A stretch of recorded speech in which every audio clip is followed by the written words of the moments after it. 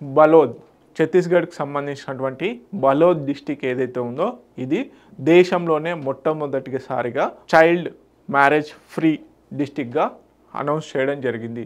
So సింపుల్గా ఇక్కడ నుంచి క్వశ్చన్ ఏ విధంగా అడుగుతారంటే మనకి దేశంలోనే మొట్టమొదటిసారిగా చైల్డ్ మ్యారేజ్ ఫ్రీ డిస్టిక్గా ఏ డిస్టిక్ని అనౌన్స్ చేశారు అంటే ఛత్తీస్గఢ్లోని బలోద్ డిస్టిక్ని.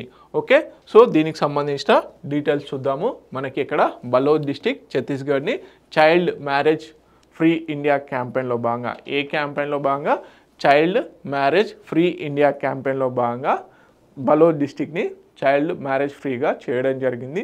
సో గత 2 సంవత్సరాల నుంచి మనకి ఈ బలోద్ డిస్టిక్లో ఒక్క చైల్డ్ మ్యారేజ్ అనేది బేసిక్గా రిజిస్టర్ అవ్వలేదు.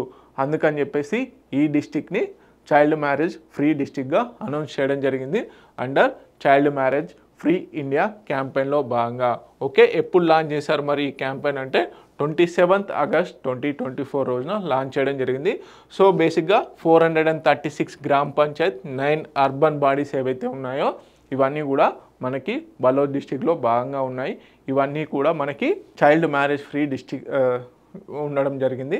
అందుకని చెప్పేసి బలోద్ని ఇప్పుడు దేశంలోనే మొట్టమొదటి చైల్డ్ మ్యారేజ్ బాల వివాహ ఏవైతే ఉన్నాయో అవి లేనటువంటి డిస్టిక్గా అనౌన్స్ చేయడం జరిగింది.